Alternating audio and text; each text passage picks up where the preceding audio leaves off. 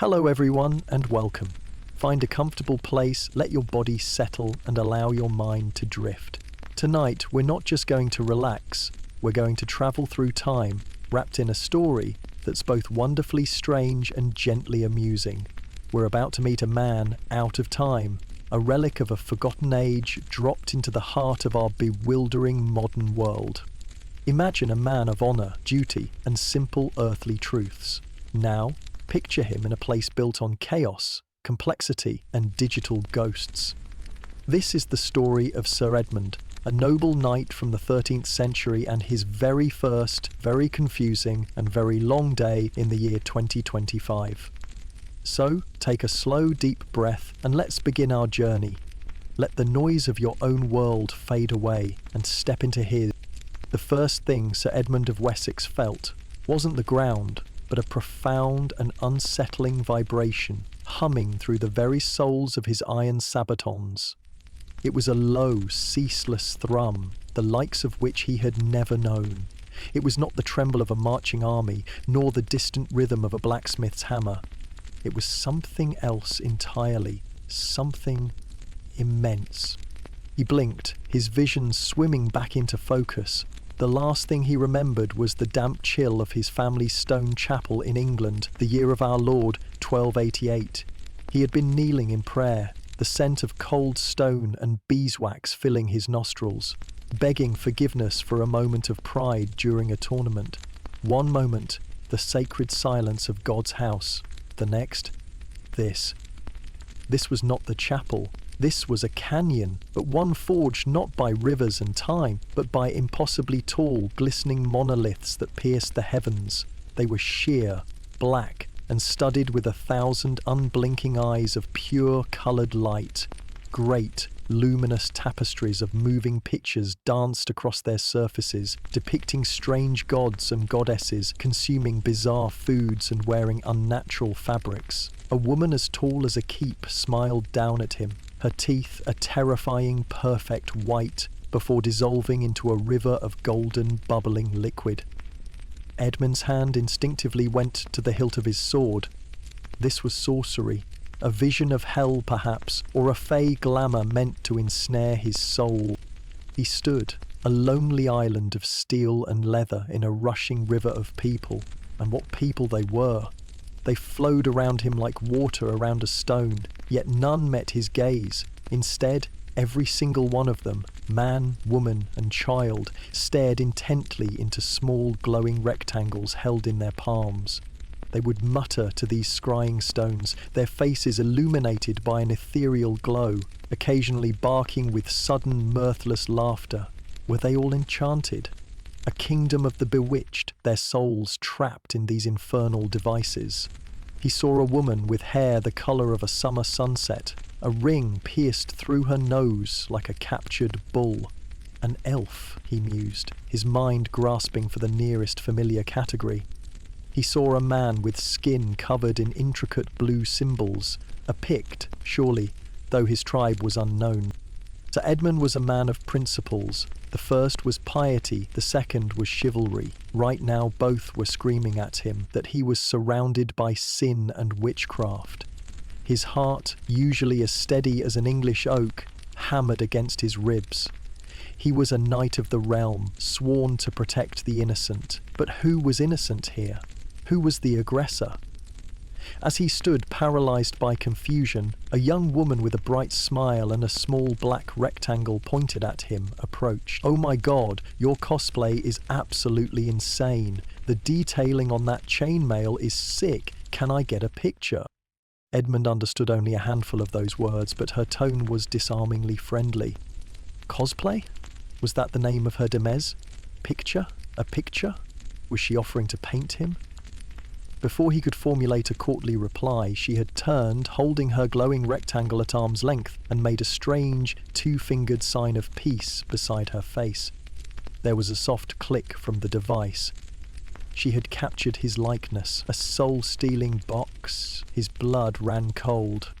He backed away, his hand now gripping his sword's hilt tightly. "Stay back, enchantress! You will not take my soul for your dark rituals!" The woman just laughed, a bright, tinkling sound. "Dude, you are so in character, amazing." She then tapped her glowing stone and walked away, absorbed back into the river of people. It was then that the beast roared. It was a shriek, a blare of condensed metallic fury that ripped through the air and echoed off the glass mountains. Instinct, honed by years of training and a dozen skirmishes on the Welsh border, took over. Danger, a threat, a war cry. With a rasp of steel against leather, Sir Edmund drew his broadsword.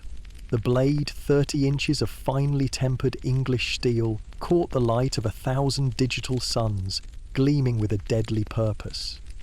"Show thyself, foul beast," he bellowed, his voice muffled slightly by his helmet. "For God and for England, I shall strike you down." The river of people stopped flowing. A circle of silence and space formed around him. The enchanted folk finally looked up from their scrying stones, their eyes wide. Some raised their rectangles to point at him, their strange smiles replaced with a mixture of fear and excitement. He was a knight. He was surrounded by unarmed, strangely dressed peasants who seemed to be under a powerful spell, and a monstrous unseen beast was about to attack. He planted his feet firmly on the strange black stone of the ground, held his sword in a ready stance, and prepared to meet his fate in this bewildering new world. The only thing he knew for sure was that he wouldn't die without a fight. His standoff with the unseen beast was short-lived.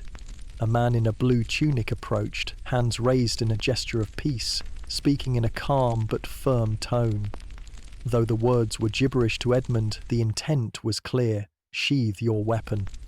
Seeing no immediate threat from the man, and noticing the beast was in fact a yellow beetle-like carriage that had now moved on, Edmund reluctantly lowered his sword. The crowd, seemingly satisfied the show was over, resumed their hurried pace, the river of bodies flowing once more.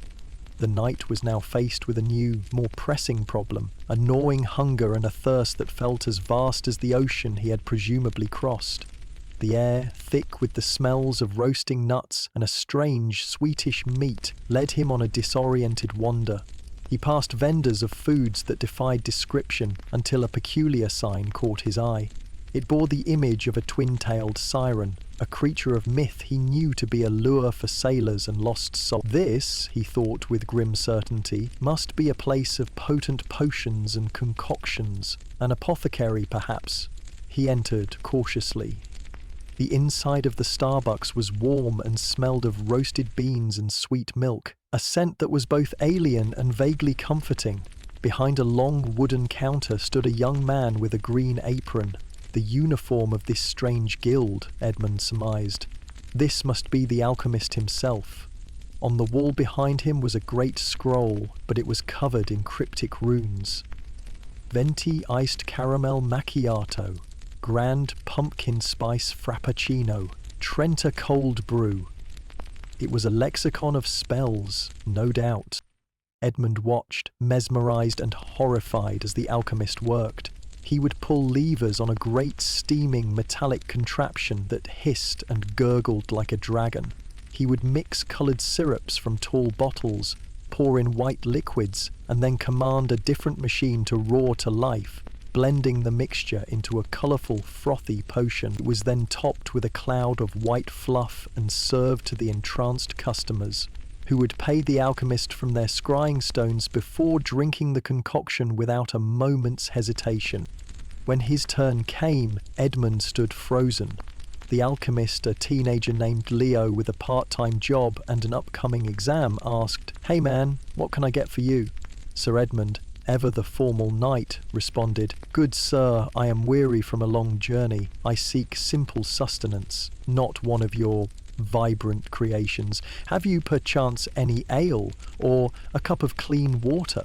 Leo stared blankly for a second before chuckling. The commitment to the bit was impressive. Ale? Nah, man, we got coffee, tea, frappuccinos. He pointed to a colourful picture. "You look like a strawberry creme frappuccino guy. You want that?"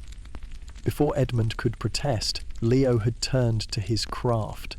He pumped a viscous, blood-red syrup into a cup, added milk and ice, and placed it under the roaring blender. To Edmund, it looked as though the man was mixing dragon's blood with the milk of a chimera. The resulting potion was a frightening shade of pink, which Leo then handed to him with a cheerful, "That'll be $6.50. Edmund took the plastic cup. It was unnaturally cold. He peered at the pink liquid, then at the smiling alchemist. This was a test of courage. He, who had charged a line of Flemish pikes, was now afraid of a beverage. He brought the straw to his lips and took a tentative sip. An explosion, a detonation of pure, unadulterated sweetness erupted on his tongue. It was nothing like the subtle honey in his mulled wine or the gentle sweetness of a ripe pear. This was a chemical assault of sugar, a flavour so intense it felt like a sin. His eyes widened. It was delicious. Horribly, sinfully delicious. He took another, longer sip. It was a devil's brew, and it was heavenly.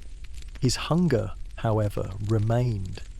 He left the siren's den, pink potion in hand, and soon found himself lured by the smell of baking bread and hot cheese. A sign above this establishment read, "Di Fara Pizza."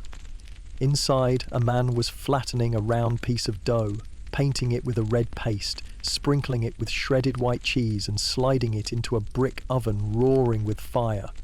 This was more familiar. Bread, cheese, fire, this was food.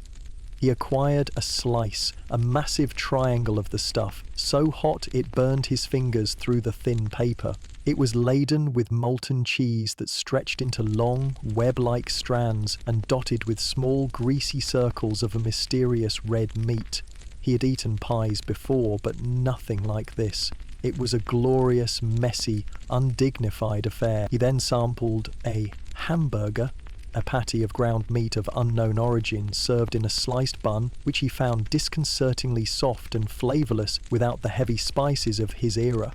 And with it, he was offered a dark, bubbling beverage, Coca-Cola. He sipped it cautiously. It was sweet like the Frappuccino, but with an odd, biting fizz that made his nose tingle. He decided it was likely a form of carbonated medicine. The true trial came when it was time to pay. At a small food cart, having purchased a long, salted pretzel, he reached into the small leather pouch at his belt. With a satisfying clink, he produced 3 heavy, irregular silver pennies stamped with the visage of King Edward III. "My thanks, good merchant," he said with a nod, offering the coins. The vendor, a burly man named Gus, squinted at the coins. "What's this? Chuck E. Cheese tokens?" "This is the king's silver, sir. Good English currency worth its weight." Gus picked one up. It was heavy, all right, and it looked old. Too old. "Listen, pal, I don't know what LARP event you crawled out of, but this ain't money. It's $10. Credit card or cash?" He pointed to a picture of a green paper rectangle. Edmund was flummoxed. His silver, a knight's pay, was being refused? This was an insult to the king himself. A small chaotic scene began to brew as Edmund tried to explain the intrinsic value of precious metals versus the fiat currency this man demanded. The concept of a dollar was as alien to him as the pink potion he had just consumed. The whole affair was only resolved when a kind woman in a business suit, amused by the scene, simply tapped her plastic card on a small machine, creating a beep that satisfied the vendor. She gave Edmund a wink and said, "Welcome to New York," leaving the knight more confused than ever. He had been fed, watered, and had his debts paid by strangers, all while feeling he had narrowly escaped being poisoned, cheated, and insulted. This new world was a bewildering tapestry of charity and chaos. With a stomach full of alien food and a mind reeling from the day's events, Sir Edmund sought refuge from the overwhelming streets. He found himself drawn to a building with large clear glass walls that slid open of their own accord as people approached. He watched, mystified, as men and women simply walked towards the entrance and the crystalline doors parted for them, as if by royal decree. He approached with trepidation, half expecting the glass to shatter or an alarm to sound. When the doors silently slid open for him, he leapt back, startled, convinced he had triggered a magical ward. He muttered a quick prayer and scurried through the opening before the trap could spring shut. He was inside what he could only describe as a vast, unnaturally bright storeroom. It was a 7-Eleven. The sheer abundance was staggering. Walls were lined with more colourful potions in glass-fronted cabinets. Racks held countless bags of dried, crunchy items in vibrant packaging. There were more types of bread, meat and cheese here than he had seen in his entire life, all wrapped in glistening, transparent skins. His attention was soon captured by a man talking to his small black scrying stone. "Siri, where is the nearest post office?" he asked, and a woman's voice, clear as a bell, emanated from the stone itself, giving precise directions. Edmund froze, his eyes locked on the device. It spoke. A spirit was trapped in the box. A demon, or perhaps a captured djinn, forced to serve the whims of its master.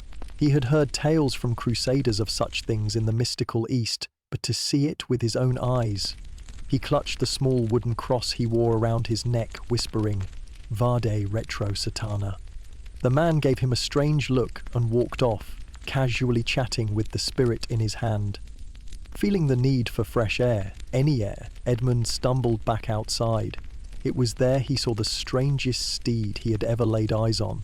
It was a thin metallic creature with 2 wheels, no head and a long neck. A young man stood upon its back, and with a soft whirring sound the creature glided effortlessly down the street. It was a scooter, an electric one. To Edmund it was a mechanical horse, a horseless silent mount. Perhaps this was the key to navigating this impossible city. He saw another one standing unattended by the side of the road. In his world, a knight finding an untethered horse could rightfully claim it. Applying this logic, he approached the scooter. He noted the 2 handles, much like reins.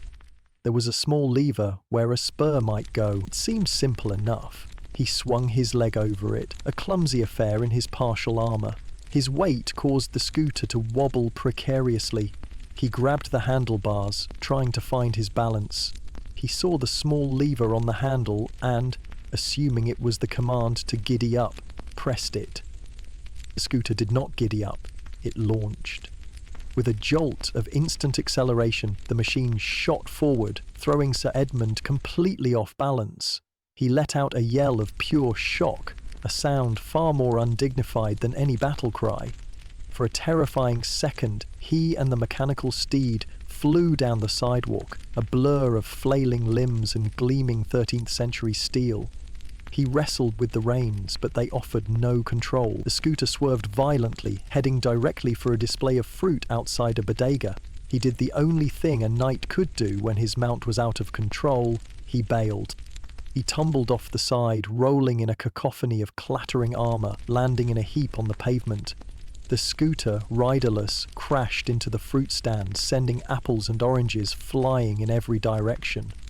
The bodega owner ran out, shouting in a language Edmund didn't understand, but whose meaning was perfectly clear. Shaken, bruised, and deeply humiliated, Sir Edmund picked himself up. He had been tricked by an automatic door, spooked by a talking demon box, and defeated in single combat by a 2-wheeled mechanical donkey.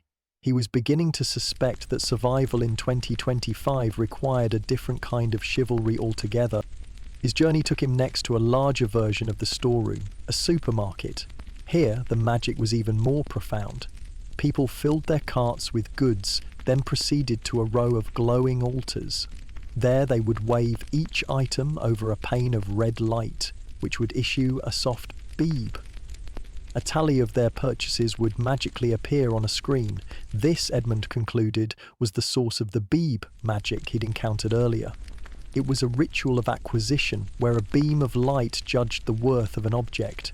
He watched in awe, convinced he was witnessing a form of low-grade, everyday sorcery that was simply commonplace in this enchanted land. He backed away slowly, deciding not to interfere with the local customs of magical commerce, lest he anger a powerful wizard of groceries. The chainmail, while excellent for deflecting a glancing sword blow, was proving to be a terrible choice for navigating a warm New York afternoon. It was heavy, noisy, and drew an astonishing amount of attention. Sir Edmund realised he needed to shed his skin to find some of the local attire to better blend in with the enchanted populace. He wandered, his gaze drawn to shop windows displaying mannequins dressed in fabrics and styles that baffled him. Some wore cloth that was deliberately torn and shredded. Others wore shirts bearing the faces of strangers or cryptic symbols like Nike and Supreme. He eventually entered a store that seemed more respectable, a place called Suit Supply. The interior was hushed and smelled of wool and leather. A well-dressed young man with slicked-back hair approached him. "Welcome, sir. That is a bold statement piece you're wearing. Are we looking for something for a special occasion?" Edmund, trying his best to adopt the local customs, gave a slight bow. "Good sir, I seek to trade my current harness for something more appropriate for this realm. Your tunics and trousers appear to be of fine make." The salesman, clearly assuming this was an eccentric billionaire or a performance artist, played along beautifully. "Of course. Let's find you something a little more comfortable than all that." He led Edmund to a changing room. The process of removing the armour, the pauldrons, the cuirass, the greaves, and finally the thick padded gambeson and chainmail shirt was an ordeal. When he was finally free of it, standing in his simple linen undertunic, he felt unnervingly light and vulnerable. The salesman returned with an armful of clothes, a pair of dark blue jeans, a soft white t-shirt, and a grey wool blazer. The jeans were the first challenge. The rough, stiff denim felt alien against his skin. He struggled with the concept of a zipper, a row of interlocking metal teeth that the salesman had to demonstrate twice. It felt like a miniature portcullis for his trousers. The soft cotton t-shirt, however, was a revelation. It was light, breathable, and utterly comfortable. He felt a pang of regret for every hot summer day he'd spent sweating under layers of wool and leather. Finally, the blazer. It was structured, yet flexible. He looked at his reflection in the tall mirror and barely recognized the man staring back. He looked soft, unprotected, but also, strangely, at ease.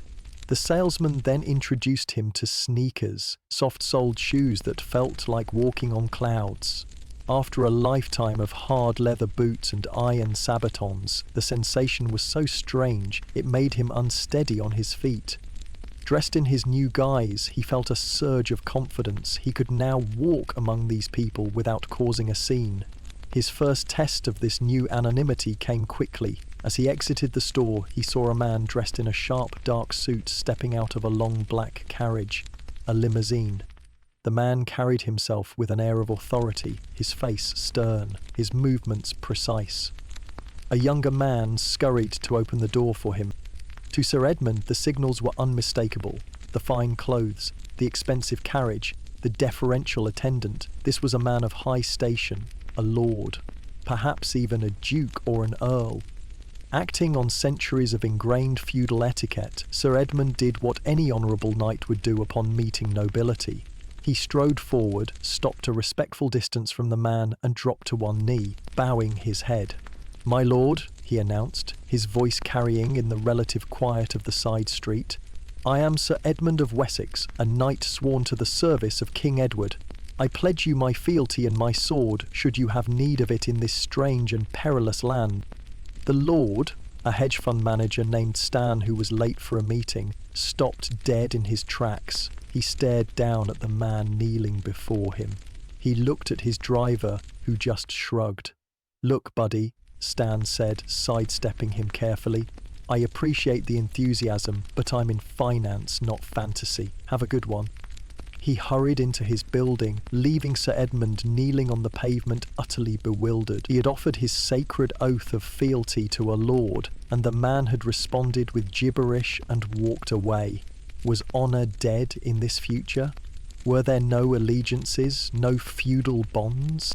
His confusion only deepened when a helpful passer-by, seeing his modern clothes but old-fashioned bewilderment, tried to explain the modern world to him. She showed him her Instagram. It was a scrying stone filled with images of people's meals, their pets, and endless portraits of themselves from flattering angles. It's how you share your life, she explained. He saw it as a gallery of vanity, a sin he had been praying to overcome just this morning. Then she showed him TikTok. It was a nightmare.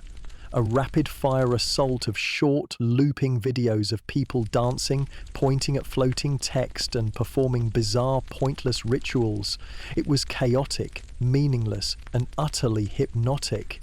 He watched a video of a cat playing a tiny piano and felt a part of his medieval brain simply shut down. He was in a world where peasants could publicly mock nobility without consequence, where food was a spectacle, and where the most popular form of entertainment was watching a cat play a musical instrument.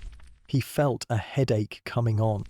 The combination of stress, strange food, and exposure to a world teeming with unfamiliar microbes had an inevitable effect. By late afternoon, Sir Edmund was sniffling. His throat felt scratchy and a dull ache was settling behind his eyes. He had contracted a common cold, but to his 13th century immune system, it felt like the onset of a potentially fatal malady. In his time, a simple fever could be a death sentence. A kind soul, the same woman who had tried to explain social media to him, noticed his distress, the pale face, the watery eyes, the occasional shudder. "You look really sick," she said, her voice full of genuine concern. "You should see a doctor. There's an urgent care clinic just around the corner." A doctor? A physician? Edmund knew of physicians. They were learned men who spoke Latin, studied the four humours, blood, phlegm, black bile and yellow bile, and prescribed treatments like bloodletting, herbal poultices, or praying for divine intervention. While often ineffective, it was a familiar system. He agreed, hoping for a soothing balm, or perhaps a leech to balance his humours. The urgent care clinic was not what he expected. It was sterile, white, and smelled of sharp, clean chemicals. There were no leeches in jars, no bundles of dried herbs hanging from the rafters. A woman behind a glass barrier asked him for his insurance card, another piece of incomprehensible magic he did not possess. After much confusion, they agreed to see him anyway, moved by his obvious and genuine distress. He was led into a small white room and told a doctor would be with him shortly. A man in a white coat, far too young to have the wisdom of a seasoned physician, entered. He introduced himself as Dr. Chen. He smiled kindly, but his methods were terrifying. First, he produced a small pistol-like device and pointed it at Edmund's forehead. Edmund flinched, thinking it a weapon, but it only beeped. "A mild fever," Dr. Chen murmured, scribbling on a tablet of light. Next, he took out a stethoscope. He pressed the cold metal disc against Edmund's chest and back, listening intently. Edmund was deeply suspicious. Was this wizard listening to the workings of his soul? Because of his strange story of waking up in New York and his general disorientation, Dr. Chen worried about a head injury. "I'm going to send you for a quick X-ray, just to be safe," he said. Edmund was led to another room, this one dominated by a massive, intimidating machine. He was told to stand still in front of a plate while the technician hid behind a leaded screen. There was a low hum and a click. They had blasted him with an invisible ray, he was certain of it. A bolt of unseen energy, a form of lightning, had passed through his very bones. He felt his hair stand on end. Though it might have just been fear, he was shown the result. A ghostly black and white image of his own skull. He stared at the picture of his skeleton, a memento mori of the highest and most terrifying order. To see one's own bones while still alive, it was the darkest of omens. The true horror was yet to come. "Well, no fractures," the doctor said cheerfully, "but given the confusion, let's just rule out anything else with an MRI." He was taken to a chamber that housed a great white circular tomb, a tunnel. He was instructed to lie down on a slab that would slide him into the machine's cylindrical maw. As he lay there looking up at the smooth white plastic, he felt a primal terror grip him. They were going to seal him in this sarcophagus. It hummed with a low, powerful energy. This was a place where souls were examined. or perhaps extracted as the slab began to move, carrying him into the claustrophobic tube. The machine erupted into a deafening series of rhythmic bangs, whirs and clicks. It was the sound of a giant's forge, the symphony of hell itself. He closed his eyes, gripping the edges of the slab, and prayed with a fervour he hadn't felt since his first battle. He was convinced this was a trial, a test of his faith in a chamber of demonic science. When he emerged, trembling and sweat-soaked, the ordeal was still not over. Dr. Chen returned, smiling. "Everything looks perfectly normal. You just have a simple rhinovirus, a cold. The treatment for this terrifying affliction, not a purgative to expel black bile, nor a poultice of mustard and herbs." The doctor handed him a small cup of water and 2 small white pills. "Take these," he said. "It's ibuprofen. It'll help with the aches and the fever." He was also given a nasal spray, a bottle of salt water to be shot up his nose.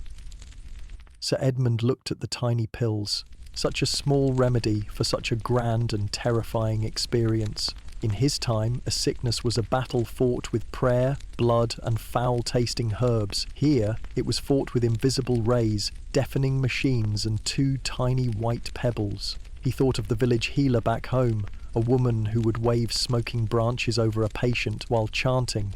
It was primitive, yes, but somehow it felt far less terrifying than this clean, white, silent man. He took the pills, drank the water, and felt the modern world's strange, quiet power begin to work on his medieval body. Part 6. Law and public safety. Feeling slightly better from the mysterious white pills, but still thoroughly disoriented, Sir Edmund wandered back out into the city's evening glow. His original sword, a key part of his identity, had been confiscated at the clinic and handed over to security, who had promised to turn it in to the police. Deeply unsettled by the loss of his blade, Edmund's primary goal was now to retrieve it. How could a knight be a knight without his sword? As he navigated a street crowded with evening commuters, he heard a sharp whistle. He turned to see 2 individuals in dark blue uniforms approaching him. They were stout, carried themselves with authority, and had various implements hanging from their belts, including a club and what looked like a small black hand crossbow, a pistol. Their tunics bore shining metal badges. To Edmund, their appearance was unmistakable. They were men, at arms, city guardsmen, the enforcers of the local lord's law. "Sir, we need you to come with us," the first officer said, his voice polite but firm. "We got a call from the clinic about a man matching your description, and we have what appears to be your prop." Edmund, relieved that they were here to return his blade, fell back on his formal training. "My thanks, good sirs," he said with a nod. "I am Sir Edmund of Wessex, and indeed I have been wrongfully parted from my sword. I am glad that men of the law in this land see fit to return it to me." The second officer, a younger man named Miller, raised an eyebrow. "Wessex? Right. Look, you can't just walk around New York City with a 3-foot broadsword, pal. It's a weapon." Edmund was aghast. "Of course it is a weapon. It is the tool of my station, a symbol of my oath. How else is a knight to keep the peace and defend the innocent? By the laws of chivalry and the rule of King Edward, a knight is not only permitted but required to be armed." The first officer, Sergeant O'Malley, a veteran of 20 years on the force, had seen it all. He decided to engage. "The laws of King Edward, huh? Tell me about those. What's the penalty for, say, stealing a loaf of bread in King Edward's day?" Edmund puffed out his chest, glad to be on familiar ground. For a first offence, the thief might be placed in the stocks for public humiliation. For a second, he might lose a hand. The law must be a stern deterrent, you see, to prevent society from falling into chaos. Officer Miller blinked. "Lose a hand? For bread? Geez." O'Malley continued, a slight smirk on his face. "And what about this whole defending the innocent business? What if you see 2 men arguing loudly? What's the knightly thing to do?" "I would intervene, naturally," Edmund explained earnestly. "I would command them to cease their quarrel. If they refused and one drew a weapon or struck the other, I would be honor bound to subdue the aggressor, with force if necessary, to prevent further bloodshed. It is my sworn duty. So you just jump into a fistfight with your sword out? Miller asked, incredulous. I would not draw my sword unless my own life were in peril, but I would use the flat of the blade or the pommel to disarm and incapacitate, certainly. Justice must be swift. Sergeant O'Malley sighed. Well, Sir Edmund, in 2025 New York, if you did that, we'd arrest you for assault with a deadly weapon. We have things called due process and probable cause. We don't just go around chopping off hands and cracking skulls with sword pommels. They arrived at the police precinct, a formidable stone building that felt reassuringly solid to Edmund. Inside, he was brought to a desk where his sword lay, now secured with a plastic zip tie around the hilt and guard. The sight of it, neutered and catalogued like a piece of lost luggage, was deeply insulting. The situation was a strange one for the officers. They had a man, dressed in modern clothes, claiming to be a 13th century knight who was the registered owner of a very real, very sharp broadsword left at a medical clinic. He had no ID, no address, and spoke like a character from a history book. The official conclusion they landed on was that he was a deeply committed, if slightly unhinged, historical reenactor or a method actor preparing for a role. The alternative was simply too absurd to contemplate. After a long circular conversation in which Edmund tried to explain the concept of feudal obligation and the police tried to explain the New York Penal Code, they reached a resolution. They couldn't let him leave with the sword. It would be held in evidence storage. He was given a property voucher slip, another piece of paper with magical runes on it, and told he could arrange to have it shipped to a residential address later. He was then arrested for the public display of a weapon, a process that involved taking his fingerprints, a bizarre and messy ritual involving ink and rolling his fingers on a card, which he was certain was a form of permanent marking for criminals. However, given the circumstances and his obvious lack of malicious intent, the desk sergeant decided to let him go with a warning. "Look," the sergeant said, leaning over the counter, "I don't know what your story is, but here's a tip. This isn't Wessex. Keep your head down. Don't try to enforce any 13th century laws, and for the love of God, don't get into any more sword fights, real or imagined." Sir Edmund walked out of the precinct, unarmed for the first time since he was a squire. He was a criminal in this world, his sense of duty and honour now classified as a public menace. He had encountered their alchemists, their sorcerers, and their physicians. Now he had met their lawmen, and he found their rules to be the most baffling of all. Night had fallen, painting the sky in shades of orange and deep violet, but the city itself only grew brighter. The glowing tapestries on the sides of the buildings shone with even greater intensity, and the river of people, though thinner, still flowed with a hurried energy. It was in this state of weaponless melancholy that Edmund was once again swept up in the strange kindness of a New Yorker. A young man, a film student, who had overheard some of the commotion at the police station, took pity on the lost actor. Thinking he was simply a man down on his luck, he offered Edmund a ticket to a movie. "You look like you need to switch off for a couple of hours," the student said. "It's the new Marvel movie, lots of action, you might like it." Edmund had no idea what a movie was, but he was tired of wandering. He agreed, and found himself being led into a dark, cavernous hall with hundreds of plush red chairs, all facing a colossal white wall. He sat down, bewildered as the lights dimmed to blackness. Suddenly, the wall exploded with light and sound. The experience was overwhelming. It wasn't a tapestry, it was a window into another world. He saw men who could fly, clad in armour far more advanced and brilliant than his own. He saw a green giant of impossible strength, and a god who could summon lightning from the heavens with a hammer. The scale of the battle that unfolded on the screen was beyond anything he could have conceived. Castles crumbled, alien ships fell from the sky, and entire armies clashed in a ballet of fire and destruction. To Edmund, this was not entertainment. It was a scryer's vision of a real war. These were real heroes, real monsters, fighting in a realm he was now bearing witness to. When a beloved character was seemingly struck down, he gasped, a genuine pang of loss in his chest. When the hero made his triumphant return, Edmund gripped the armrests, his heart soaring with vicarious victory. He was completely and utterly engrossed. The other patrons would occasionally chuckle at a witty line, but Edmund sat in stony, serious silence, as if he were at a royal council meeting, observing a conflict of epic proportions. When the final battle reached its crescendo, he found himself leaning forward, whispering, "Have at them, for honour." He stumbled out of the theatre 2 hours later, his mind a whirlwind. He had just witnessed a war between gods and men, and the people around him were calmly discussing where to get dessert.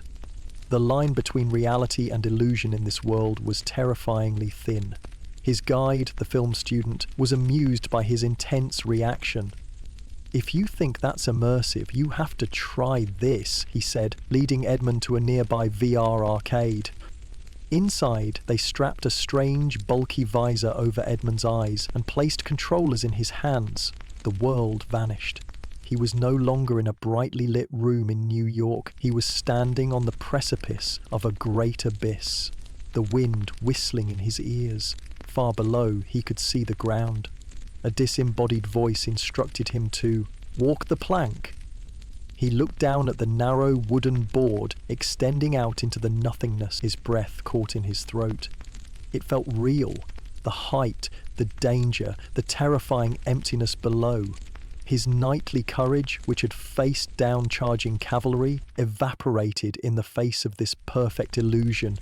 He took one hesitant step onto the virtual plank, and his legs turned to jelly. "I cannot," he stammered, pulling the visor from his head, his heart pounding. "It is witchcraft. You sent my spirit out of my body and into a phantom world."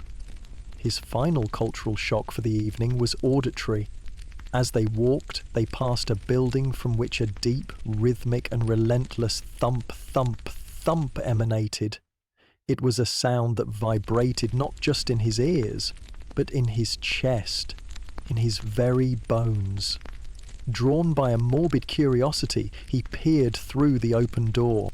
He saw a dark room flashing with strobing coloured lights. A mass of people were packed together, writhing and jerking their bodies to the pounding rhythm. Their arms were in the air, their eyes were closed, their faces ecstatic.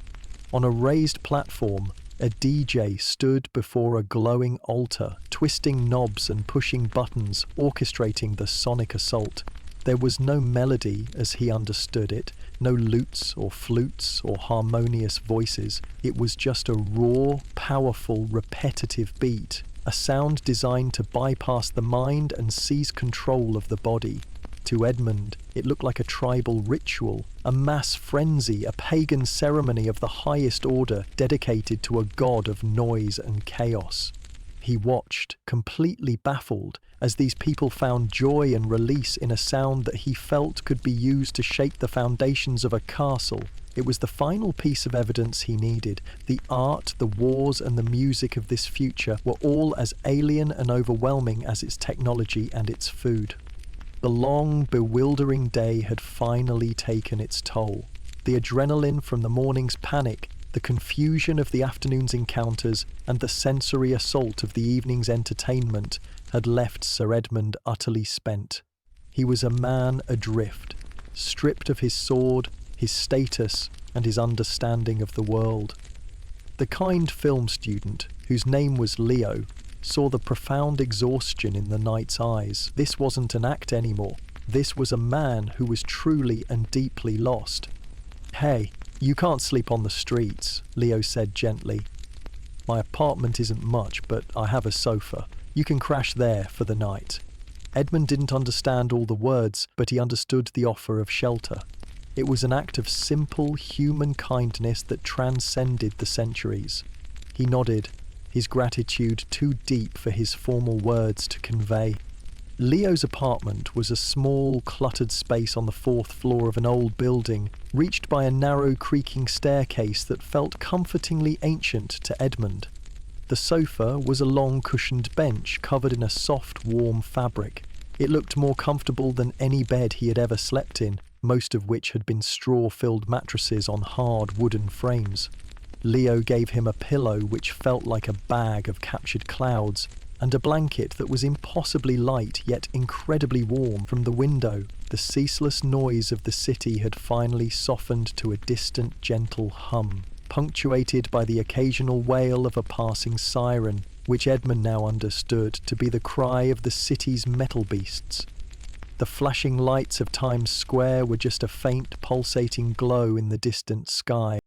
As he lay on the sofa, cocooned in modern comfort, Sir Edmund of Wessex reflected on his day.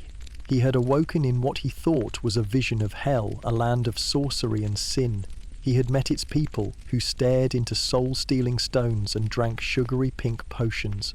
He had been baffled by their commerce, humbled by their horseless steeds, and terrified by their physicians who saw a man's very bones. He had mistaken a financier for a feudal lord, and had been disarmed and scolded by guardsmen for upholding his sacred duty. He had witnessed a battle of gods on a wall of light and had fled in terror from a phantom plank. It was a world without honour as he knew it, without piety as he understood it. It was loud, chaotic, and sinful. And yet, he thought of the woman who had paid for his food when his silver was worthless. He thought of the doctor who, despite his terrifying methods, had been gentle and had cured his ailment with a simple white pebble. He thought of the police sergeant who, instead of throwing him in a dungeon, had let him go with a stern but fatherly warning. And he thought of Leo, the young man who had seen a stranger in distress and offered him warmth and shelter, asking for nothing in return. This world was not without its virtues. They were just different virtues. Their kindness was not born of chivalric code or feudal obligation, but from something else, something more, casual, and perhaps more freely given. Their world was safer. You could be cured of a sickness that would have killed him in his time. You did not have to carry a sword just to feel secure. There was an abundance of food, even if it was strange. A smile touched Sir Edmund's lips in the darkness. He thought of the sweet, sinful taste of the pink frappuccino. He thought of the glorious, undignified mess of the pizza. He thought of the feeling of walking on clouds in his new sneakers. He desperately wanted to go home. He longed for the familiar scent of wood smoke and damp earth, the reassuring weight of his sword on his hip, and the simple certainties of his own time. But as he drifted off to sleep, lulled by the distant hum of the 21st century, he knew he would never forget his one long day in the future. He would remember its terrifying magic, its bewildering customs, and most of all, its unexpected and rather lovely moments of grace. In a world of wonders and horrors, perhaps the most surprising discovery of all was that, even here, a weary knight could find a place to rest his head. And so Sir Edmund slept. His medieval dreams were now, perhaps, tinged with the glow of a smartphone, the taste of sugar, and the impossible kindness of strangers. The great lesson, perhaps, is that time changes everything, but some things remain the same. Kindness, confusion, a good meal, and the deep, deep need for a good night's rest. Sleep well.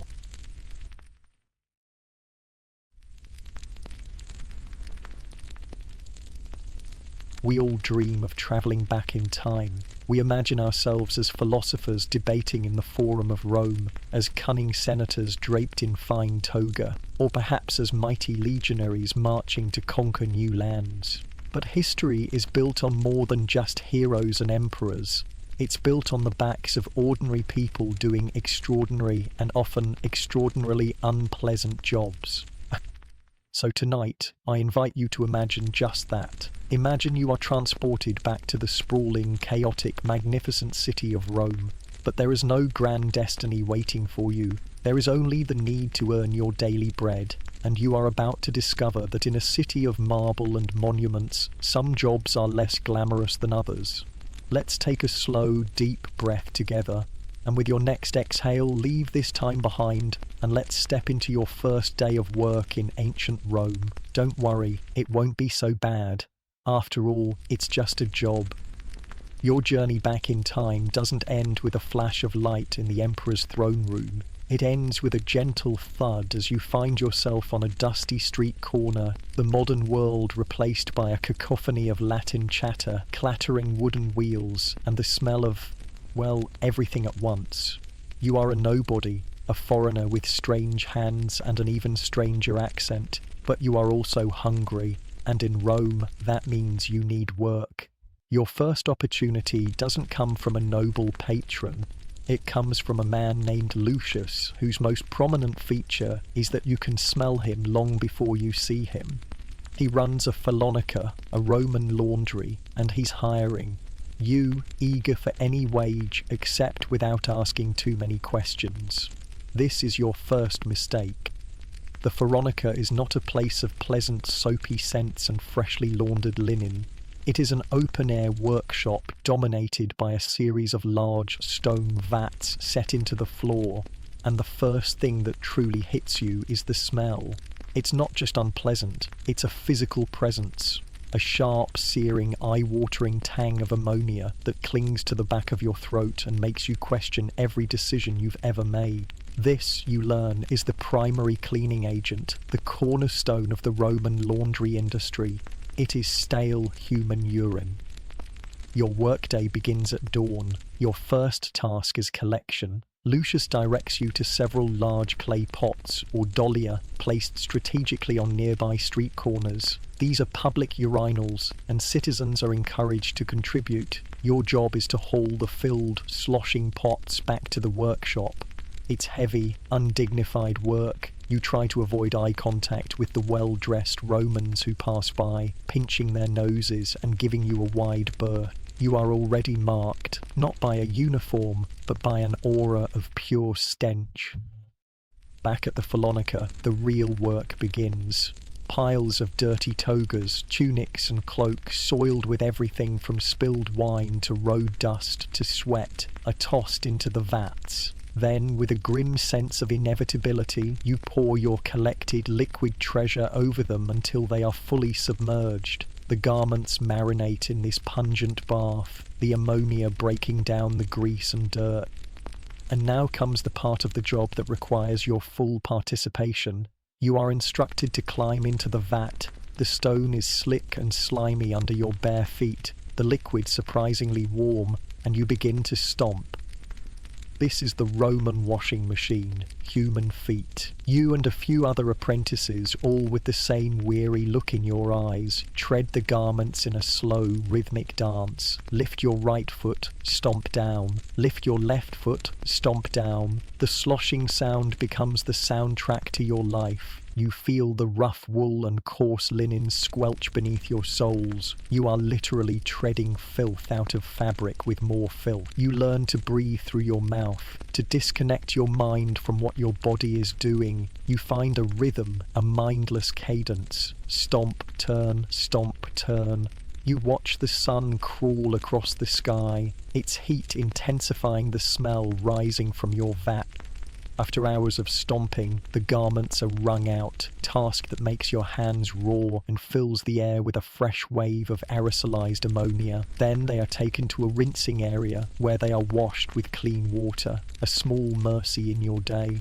But the process isn't over. To whiten the togas of senators and important officials, they are hung over a wicker frame. Beneath it, a small pot of sulfur is lit. You learn to hold your breath while doing this, as the sulphurous smoke is just as acrid as the urine, but in a different, more hellish way. Finally, the cleaned and bleached garments are hung on wooden racks in the sun to dry. This is perhaps the best part of your day. You get to stand in the fresh air, feeling the breeze on your face, arranging the heavy, damp wool. For a few brief moments you feel almost normal, but the smell clings to you. It's in your hair, in your skin, soaked into the very fibres of the cheap tunic you wear. When you go to the market to spend your meagre earnings on a piece of bread and some olives, people move away, children point. You are a fuller, and your scent is your curse. At the end of the day, Lucius claps you on the back, a gesture that makes you want to gag. He hands you a few small bronze coins. "Good work, boy," he grunts, his voice raspy. "You're a natural." You look at your stained hands, your raw feet, and the small pittance of a wage. You've worked harder than you ever have in your life, and you feel and smell absolutely foul. You catch your own reflection in a puddle of rainwater and sigh. It's honest work, but it definitely stinks. The stench of the Phalonica eventually became more than you could bear. Every coin you earned felt tainted by the smell. Every meal tasted faintly of ammonia. You decided you needed a change, a job with a bit more dignity, something that commanded respect or at least didn't actively repel everyone within a 10-foot radius. And so, you found yourself at the gates of the Ludus Magnus, the great gladiatorial school of Rome, standing in the shadow of the colossal Colosseum itself. You weren't foolish enough to think you could be a gladiator. You were not a condemned criminal, a prisoner of war, or a desperate man seeking fame. You simply asked for a job, any job. A man named Celer, the Lanista or owner of the school, looked you up and down. He saw your soft hands, but also a glimmer of intelligence in your eyes. You weren't fit to fight, but perhaps you could teach. Well, teach was a generous term. You were hired as a tyro, a low-level instructor for the newest, most unskilled recruits. You weren't a glorious trainer of champions. You were the arena's whipping boy. Your new workplace was the training yard, a vast expanse of packed sand and dirt surrounded by weapon racks and wooden training dummies. The air here had its own unique bouquet, the sharp metallic smell of sweat, the dusty scent of sawdust, the faint coppery tang of old blood, and underlying it all, the palpable aroma of fear. Your uniform was simple, a loincloth and sandals. Your tools were a rudis, a wooden practice sword, and a short, thick whip. Your charges were the bottom of the barrel. Gauls who barely spoke Latin, clumsy farmhands sold into slavery, petty criminals who had never held a sword in their lives. They were not the proud, sculpted figures you imagined. They were terrified, confused men, and your job was to beat the basics into them. Your day was a relentless cycle of drills. "Hold the scutum higher, you fool," you'd yell, your voice hoarse by noon. You'd demonstrate the basic stance, the simple parry, the clumsy thrust. The work was physically demanding, but it was the psychological toll that wore you down. You were an instrument of sailor's will. When a recruit was too slow, too clumsy, or too defiant, it was your whip that had to crack. The sound echoed in the yard, a sharp counterpoint to the grunts of exertion. You felt no pride in it. Each lash was a reminder of your own lowly position. You were inflicting pain on men who were already condemned, hardening them for a slaughter you would never have to face yourself. And there was constant risk. Your primary role was to be a sparring partner, a human training dummy. You'd hold a heavy shield while a hulking German recruit, seething with resentment, hammered at it with a wooden sword. The impacts jolted up your arm, rattling your teeth. Sometimes they missed. A clumsy swing would catch you on the arm or leg, leaving a deep, painful bruise. Complaining was not an option. Showing weakness was unthinkable. You would just grit your teeth and continue the drill. You learned to read their eyes, to anticipate a wild swing, to know when frustration was about to boil over into genuine aggression. There was always the simmering threat that one of these men who you drilled and disciplined by day might decide to repay the favour in the darkness of the barracks by night. The social structure of the Ludus was brutally clear. You were nothing. The star gladiators, the retiarius with his net and trident, the heavily armed secutor, the crowd favourite Thride. They walked past you as if you were invisible. They were gods in this small world, dining on better food, attended by servants, their names chanted by the crowds. You were just part of the background machinery, a cog in the great wheel that ground men into entertainment. You ate the same thin barley gruel as the lowest recruits and slept on a simple straw pallet in a communal cell, the sounds of men weeping or sharpening stolen shivs lulling you into an uneasy sleep. One afternoon, Celer commanded you to train a new recruit in the use of the net. The man was awkward, repeatedly tangling himself in the weighted cords. After your third attempt to show him how to cast it properly, he let out a roar of frustration and flung the net not at the dummy, but at you. Before you could react, the lead weights wrapped around your ankles and you crashed to the ground, tangled and helpless. The recruit stood over you, his chest heaving, a look of murderous rage in his eyes. For a long moment you were sure he was going to stomp your face into the sand. Then, from across the yard, came the sharp crack of the Lannister's personal whip. The recruit flinched and backed away, his rage replaced by terror.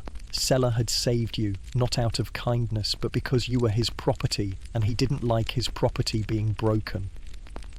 As you untangled yourself, your heart hammering in your chest, you looked across the yard towards the towering arches of the Colosseum. You could hear a distant roar from the crowd inside, a wave of sound that spoke of blood and death.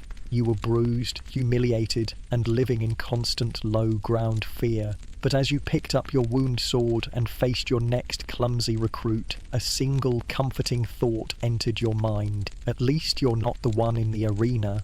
Yet. The memory of the gladiator's net wrapping around your ankles, the feeling of utter helplessness as he stood over you, was a memory that did not fade. You realized that the Ludus was a place where human life had a price, and yours was valued very, very low.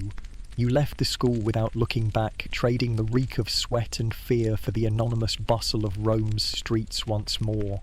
You needed work, but this time you had a new criterion. You wanted to work alone. Your search leads you to a grizzled foreman overseeing a project near the magnificent baths of Trajan. He isn't building grand mosaics or sculpting statues. He manages the unseen world beneath the city. He needs men for sanitation control and pest mitigation. It sounds technical, almost respectable. He offers you the job and you accept, imagining yourself sweeping colonnades or cleaning fountains. He hands you a small, flickering oil lamp, a sharpened stick, a thick burlap sack, and a crude wooden club.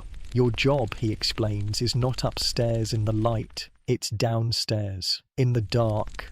You are Rome's newest rat reaper. Your domain is the Cloaca Maxima, the great sewer of Rome and its endless labyrinthine tributaries. It is one of the engineering marvels of the ancient world, a vast network of tunnels that carries the city's waste to the river Tiber. It is also the undisputed kingdom of the rats. Your job is to venture into this kingdom and cull the population, preventing them from infesting the granaries and the lavish public bathhouses above. Your first descent is a journey into another world. The foreman leads you to a heavy stone manhole cover which takes 2 men to slide aside. A wave of cool, foul air rises to meet you, a smell entirely different from the sharp tang of the Forlonica. This is a deeper, more ancient odour, the smell of damp earth, of rot, of decay, of 1,000,000 lives lived and expelled. It is the smell of the city's digestive tract. You climb down a series of slippery iron rungs, and the world of sun and sky vanishes. You are now in the underbelly. The darkness is absolute, a thick, tangible blackness broken only by the small, dancing flame of your oil lamp. The light casts long, distorted shadows that writhe and leap along the curved brick walls. Your first lesson is that your lamp is your life. If it goes out, you are not just in the dark, you are entombed. The soundscape is a chilling symphony, the constant, soft drip, drip, drip of water seeping through the brickwork, the distant, low rush of a main channel like a subterranean river, and closer, much closer, the sound that will come to dominate your dreams, the dry, scratching, skittering sound of 1,000 tiny claws on stone. It comes from all directions, an omnipresent rustle just at the edge of your hearing, a sound that promises teeming, unseen life in the shadows just beyond your lamp's glow. Your work is a slow, methodical hunt. You wade through ankle-deep, murky water that soaks your sandals and chills you to the bone. You move slowly, your club in one hand, your pointed stick in the other. You learn to read the environment. You see the greasy streaks along the walls where their furry bodies have rubbed for centuries. You learn to spot the nests, messy balls of rags, hair and refuse tucked into crevices in the walls.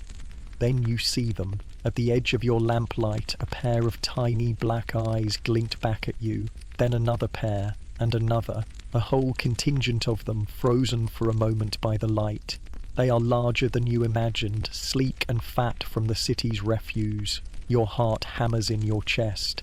The foreman's instructions were simple: be swift, be merciless. You lunge forward with the pointed stick. There's a high-pitched squeal and a brief scuffle. You bring the club down with a dull, wet thud. The silence that follows feels even louder. You use the stick to nudge the limp, furry body, pick it up by the tail. Its warmth is unnerving, and drop it into your burlap sack. This is your job. One down, countless thousands to go. The rifts are constant. The greatest fear is the bite. You see a particularly large rat, a patriarch of its foul clan, feasting on something unidentifiable in a side tunnel. As you approach, it doesn't flee. It turns, bears a set of long yellow incisors, and hisses. It lunges. You leap back, your foot slipping on the slimy stone, and it snaps at the air just an inch from your hand. You feel a surge of pure terror. A bite doesn't just mean pain. It means the fever, the morbus, the sickness that everyone knows comes from the sewers. It's a potential death sentence delivered in a single septic nip. Then there is the fear of getting lost. The sewer system is a maze. Every tunnel looks identical in the flickering lamplight. You are taught to make chalk marks on the walls to find your way back. But in the oppressive darkness, a sense of disorientation is always creeping in.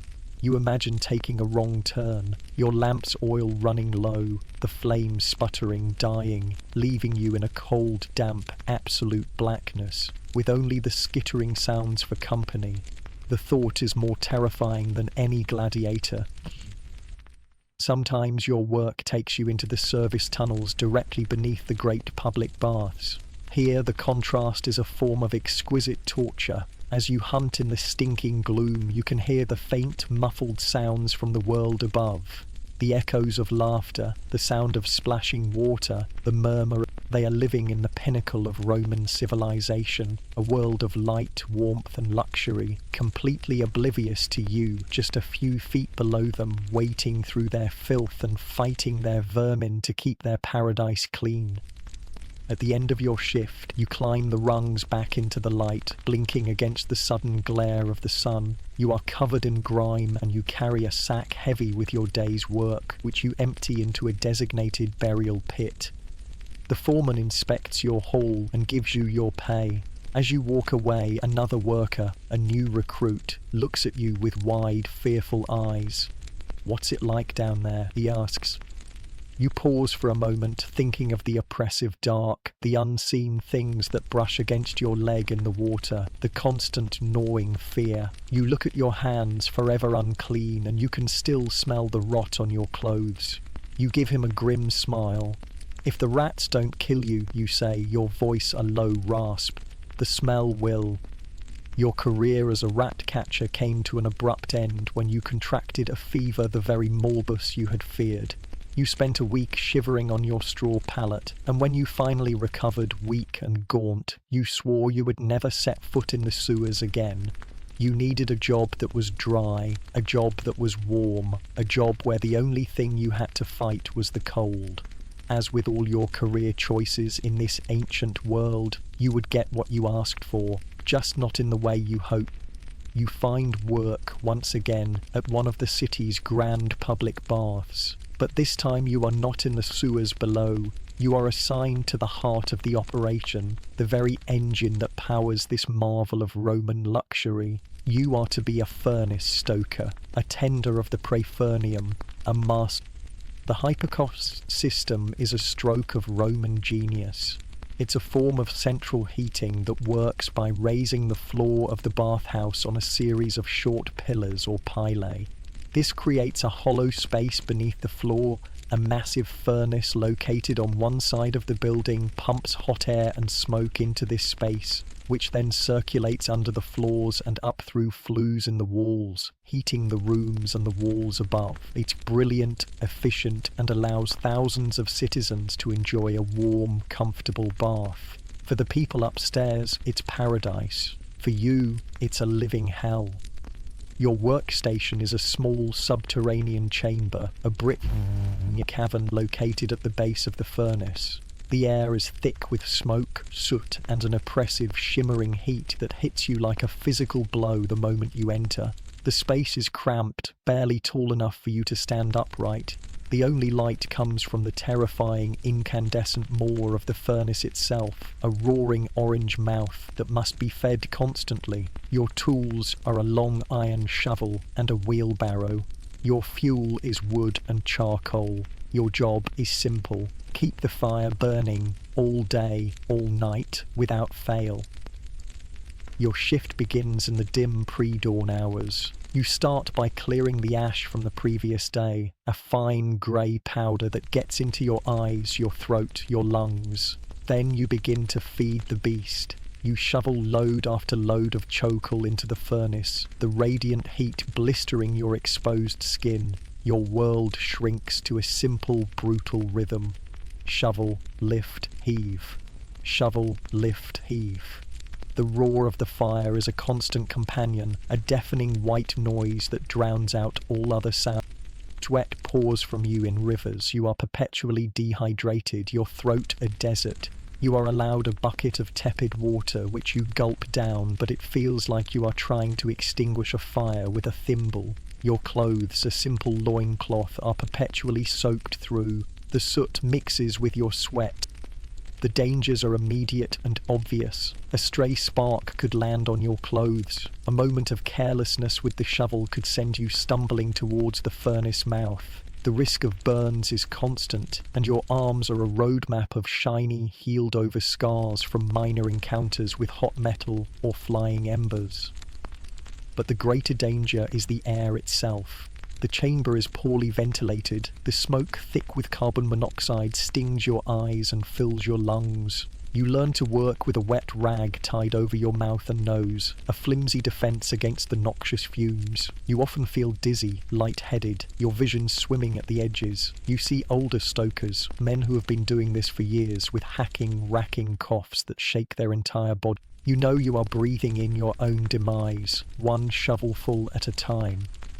You work in shifts with one or two other men, but there is little conversation. The roar of the furnace makes it impossible. You communicate with grunts and hand signals. You are comrades in this sweltering purgatory, united by shared misery. There is a deep and bitter irony to your labour. You are suffering in this suffocating, roasting pit to ensure that the nobles and wealthy merchants upstairs are perfectly comfortable. You imagine them strolling through the tepidarium, the warm room, complaining if the air is a degree too cool. You picture them lounging in the caldarium, the hot room, sweating out their impurities in a pleasant sutted steam, while you are down below, choking on soot and roasting like a pig on a spit. You are the invisible, suffering engine of their luxury. You are creating a man-made heaven for them by living in a man-found inferno. One sweltering afternoon in July, the heat in your chamber becomes almost unbearable. Your head is pounding and black spots dance in your vision. You stumble, leaning against the brick wall for support. The wall itself is hot to the touch. You feel a wave of nausea and dizziness so profound you think you are going to faint. Fainting here would be a death sentence. Your shift partner, a sinewy old man from Syria, grabs your arm and shoves the water bucket into your hands, yelling something you can't hear over the fire's roar. You douse your head with the water, the brief shock of cold clearing your thoughts for a moment. You have come dangerously close to heat stroke. You take a deep breath, the smoky air searing your lungs, and pick up your shovel again. The fire demands to be fed. The nobles upstairs are expecting their pleasant, warm bath. You look into the hypnotic, swirling flames and think about the journey that brought you here. From a vat of cold urine to a furnace of blistering heat, you are keeping the most powerful people in Rome warm, while you slowly, deliberately roasting Gur. The coughing fits that plagued you after leaving the furnace room were a constant reminder of your time in the heat and smoke. Your body was weak, your spirit weary. You swore off physical labour entirely. You wanted a job you could do while sitting down, a quiet trade that required a keen mind and a steady hand, not a strong back. You yearned for peace, quiet, and solitude. You found it. But it was a solitude steeped in the darkest thoughts of the human heart. Your new career begins not with a foreman, but with a whispered conversation in the back of a dimly lit wine shop. An old man, his faith a roadmap of secrets, learns that you are literate and discreet. He is a scribe, but not of poetry or legal documents. He is a creator of diffictiones, cursed tablets, and he is looking for an apprentice to take over his specialized business. The pay is surprisingly good, the work is done in private, and you never have to lift anything heavier than a sheet of lead. You, desperate for a change, agree. Your new workshop is a small, windowless room at the back of a sprawling tenement building in the Subura, the most crowded and chaotic district of Rome. The air is cool and still, a welcome relief from the furnace, and it carries the scent of dust, melting wax, and the faint, cold, metallic smell of your new trade. The only light comes from a single, sputtering oil lamp, which casts dancing shadows on the walls. Your tools are simple. A sharp bronze stylus, a small hammer, and stacks of thin rectangular sheets of lead, a metal the Romans believed had a special connection to the underworld. You are a curse tablet scribe, the ghostwriter for Rome's collective rage. Your work is done under the cloak of darkness. Your clients are not the great senators or generals of Rome, but ordinary people consumed by extraordinary envy, hatred, or heartbreak. They come to you one by one. Their faith is hidden by hoods. Their voice is low and urgent. They tell you their stories, their grievances, and you listen without judgment. You are their confessor, their instrument of vengeance. Your task is to translate their raw, ugly emotions into the written word. You take a sheet of soft lead, place it on a wooden block, and with your stylus you begin to scratch. The work is meticulous and requires immense concentration. The scratching of the bronze on the lead is the only sound in the room, a quiet, insistent whisper of malice. You learn the formulas, the invocations to the gods of the underworld, Pluto, Proserpina. You write out the victim's name, their mother's name for good measure, and then you write the curse itself. And the curses are a revelation of petty human cruelty. A charioteer from the Circus Maximus pays you handsomely to curse his rival Tacticus. You painstakingly inscribe, "I call upon you, demons of the underworld, bind the horses of Tacticus, bind their legs, their spirit, their stride, let them crash at the turning post, let Tacticus see only the dust of his rivals, bind him." A woman scorned by a lover named Marcus, who left her for a baker's daughter, weeps as she gives you her request.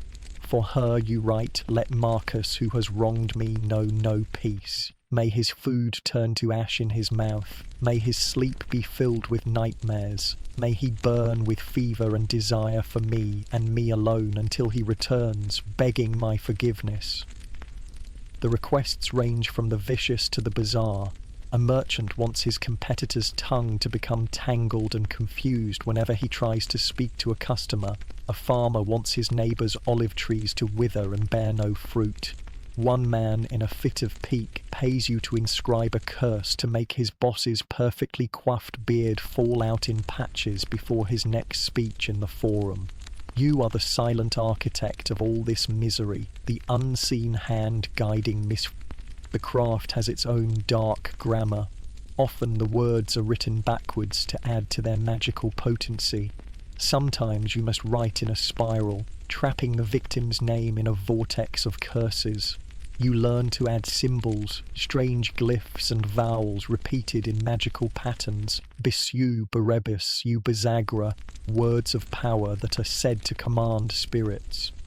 Once the tablet is inscribed, the ritual is not complete. The curse must be delivered to the powers below. You take the lead sheet, roll or fold it, and then using your small hammer, you drive a nail directly through it. This act of piercing is symbolic. It fixes or binds the curse to its victim. It is a strangely personal moment of violence, the quiet tap tap tap of the hammer sealing someone's fate. Then comes the most dangerous part of your job, delivery. The tablets are most effective when placed in a location with a connection to the spirit world. This means you must venture out late at night, a hooded figure yourself, to dispose of your handiwork. You slip into graveyards, the air cold and silent, and find a freshly dug grave to secretly bury the tablet in. You travel to sacred springs, places of healing and hope, and drop your little lead packages of hatred into their depths, poisoning the waters with ill will. This life of darkness begins to take its toll. You spend your days immersed in the worst aspects of humanity. You become cynical, paranoid. Every time you hear of a local misfortune, a merchant going bankrupt, a sudden illness, a strange accident, a cold knot tightens in your stomach. Was that you? Was that one of your tablets working its dark magic? You live in constant fear of being discovered. The practice of malevolent magic is a serious crime in Rome. If you were caught, the punishment would be extreme. Every knock on your door makes you jump. You eye your neighbours with suspicion. Do they know? Do they whisper about the strange visitors you receive? One evening, you are working on a particularly complex curse against a politician named Hostilius. The client wants him to be struck dumb during an important oration. You are tired, the oil in your lamp is low, and your eyes are straining in the gloom. You are carefully scratching out the name Hostilium when your hand slips. You nearly write Hostilium, the word for a sacrificial animal. You catch yourself, your heart pounding, a simple slip of the stylus, a single letter changed, and the curse could go awry, affecting the wrong person, or perhaps doing nothing at all. You take a slow, deep breath, carefully correcting your work. The precision required is absolute. You finally hammer the nail through the tablet and wrap it in a dark cloth, ready for its late-night delivery. You look around your small, silent room, at the tools of your strange, lonely trade. You have finally found a job that is quiet, calm, and requires no physical strength. You are a craftsman, an artisan of words. But the words you write are poison, and the silence of your workshop is filled with the unspoken hatred of an entire city. You lean back, and a wry thought crosses your mind. When your job is writing curses, you really can't afford typos. The last curse tablet is delivered. You drop the small leaden package of ill will into a crack in the foundation of an old temple, a final, whispered offering to the city's grudges. As you slip back through the pre-dawn alleys of the Subura, a profound sense of finality washes over you. You have had enough. You have been a part of Rome's great machine in 5 distinct and terrible ways, and you are weary to your very soul. You decide that this dawn will be your last in this ancient world. Instead of returning to your small, dark room, you begin to walk. This is not a walk for work, but a final pilgrimage through the city you have come to know so intimately from the bottom up. You make your way towards the Forum, the heart of Rome, just as the first rays of sunlight begin to crest the Palatine Hill, painting the sky in soft shades of rose and gold. The city is stirring. The clatter of cartwheels on cobblestones begins its daily rhythm. The smell of baking bread starts to chase away the cool night air. But you see it all differently now. Your perspective has been irrevocably altered. You are no longer just a visitor admiring the grandeur. You are a graduate of its hidden realities. You see a senator, his toga a brilliant, impossible white, striding purposefully towards the Curia. A month ago, you would have seen only power and wealth. Now you see his toga, and you can almost smell the sharp, eye-watering tang of ammonia. You picture the fuller a man like you, with chapped hands and feet permanently stained, stomping in a vat of urine to achieve that perfect whiteness. You see the pride of the senator, and you understand the price of that pride, paid by someone else's dignity.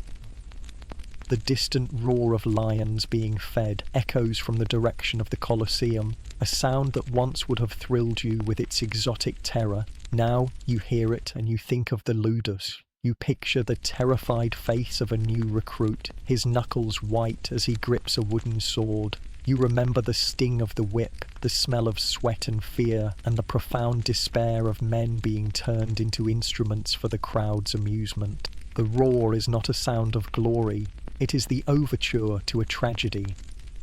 You pass a public fountain where women are gathering to collect fresh water for the day. The water is clean, sparkling, and abundant, but you see the drain at the base of the fountain, and your mind immediately descends into the darkness below. You think of the cold, slimy tunnels of the Cloaca Maxima, of the constant dripping and the skittering sounds in the oppressive blackness. You remember the terror of a rat's bite and the grim, lonely work of keeping the city's arteries from choking on vermin. You understand that the city's health flows not just from its aqueducts, but from the bravery of those who venture into its filth. A breeze blows, carrying a chill, and you see a wealthy merchant pull his fine wool cloak tighter around his shoulders as he enters a warm bathhouse. You know that somewhere in the building's foundations, a man is sweating in a chamber of blistering heat. You can almost feel the radiant glare of the furnace, the sting of soot in your lungs. You know that the merchant's comfort is being forged in a crucible of suffering, tended by a man who will likely never live to see old age. His warmth is bought with another's breath. Finally, as you stand at the edge of the forum, you see two men arguing heatedly over a business deal. Their faces are red, their gestures angry. A year ago, or was it only yesterday, you would have seen only a simple disagreement. Now you watch them and you wonder. You wonder which one in the dead of night will seek out a small dark room.